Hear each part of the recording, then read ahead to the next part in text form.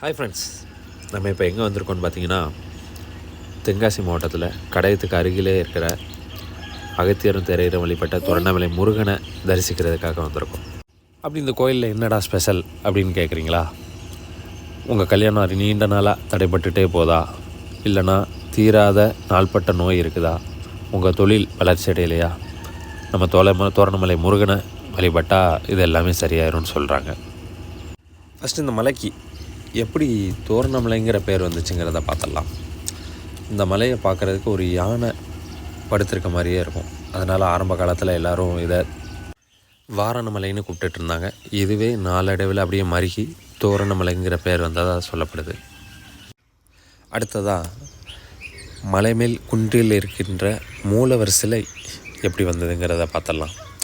1920 காலகட்டத்தில் கடையத்துக்கு பக்கத்தில் இருக்கிற முத்துமலைபுரங்கிற கிராமத்தில் வசிச்சுட்டு இருந்த முருகர் பக்தர் கனவில் முருகர் தோன்றி தன்னுடைய சிலை மலை மேல் இருக்கிற சுனையில் இருக்கதாகவும் அதை எடுத்து வழிபட்டு வந்தால் தன்னுடைய தொழில் பெருத்திடையணும் சொல்லியிருக்காரு.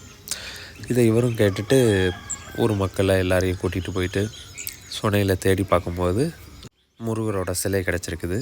இந்த சிலையை எடுத்துகிட்டு வந்து குன்றில் வச்சு வழிபட்டிருக்காங்க.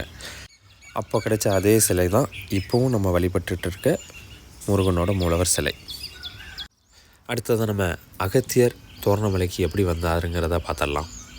கைலையில் சிவனுக்கும் பார்வதிக்கும் கல்யாணம் நடக்கிறப்போ தேவர்கள், சித்தர்கள், மக்கள் எல்லாரும் ஒரே இடத்துல கூடினதுனால வடபகுதி தாழ்ந்து தென்பகுதி உயர்ந்துட்டு இதை சமநிலைப்படுத்துறதுக்கு அகத்தியரிடம் சிவன் மேற்கு தொடர்ச்சி மலைக்கு செல்லும்படி கூறியிருக்கிறார்.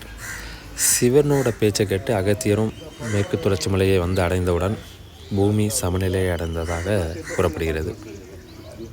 இவ்வாறு அகத்தியர் மேற்கு தொடர்ச்சி மலைக்கு செல்லும்போது வழியில் இருந்த திருவண்ணாமலையில் தங்கியிருந்ததாகவும் அங்கிருந்த மூலிகை செடிகளை வச்சு மருத்துவ ஆராய்ச்சி செய்ததாகவும் புராணங்களில் சொல்லப்பட்டிருக்குது. அகத்தியர் திருவண்ணாமலையில் மருத்துவ ஆராய்ச்சி செய்யும்போது அவருக்கு உதவியாக இருந்தது பிறவி ஊமையான ராமதேவங்கிற அவரோட சீடர். அந்த சீடரை அகத்தியருக்கு ரொம்ப பிடிச்சி போனதால் அவரோட பிறவி ஊமையை நீக்கி அவருக்கு தேரையர்னு பெயர் சுற்றாரு. அகத்தியர் திருவண்ணாமலையிலேருந்து கிளம்பும்போது தேரையரிடம் அவர் இங்கேயே இருந்து தங்கி முருகனை வழிபட்டு மருத்துவ ஆராய்ச்சி ஃபுல்லாக செய்யும்படி சொல்லியிருக்கிறார். இதன்படி தேரையரும் அங்கேயே வாழ்ந்து இறைவனடி சேர்ந்ததாக புராணங்களில் சொல்லப்பட்டிருக்கு. நம்ம திருவண்ணாமலையில் அகத்தியரோட காலடி தரமும் தேரையரும் இங்கேயே ஐக்கியமானதால் இந்த இடத்துக்கு மக்கள் வரும்போது ஒரு பாசிட்டிவ் எனர்ஜி கிடைக்கிறதா நம்பப்படுது. மேற்கு தொடர்ச்சி மலையிலேருந்து வர்ற காற்று நம்ம திருவண்ணாமலையில் இருக்கிற மூலிகை செடிகளில் பட்டு நம்ம அதை சுவாசிக்கும்போது நம்ம உடம்புல இருக்கிற தீராத நோய்கள்லாம் உடனே சரியாயிரும்னு நம்பப்படுது. ஓகே, இப்போ நம்ம கோயிலை பற்றி பார்த்துடலாம். நம்ம கோயிலுக்கு வந்ததும் அடிவாரத்தில் வல்லப விநாயகர் கோயில் இருக்குது. அதை தரிசனம் பண்ணிட்டு தான் மலை மேலே ஏற ஸ்டார்ட் பண்ணுறோம். மொத்தம் 1200 படிக்கட்டுகள் கட்டப்பட்டிருக்குது. மக்கள் மலை மேல் ஏறும்போது களைப்படைந்தால் உட்கார்றதுக்குன்னே 6 மண்டபங்கள் கட்டியிருக்காங்க.